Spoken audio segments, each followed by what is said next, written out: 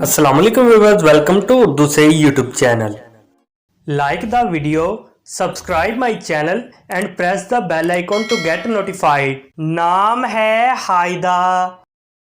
हायदा नाम के इंग्लिश में स्पेलिंग बनते हैं HAIDA।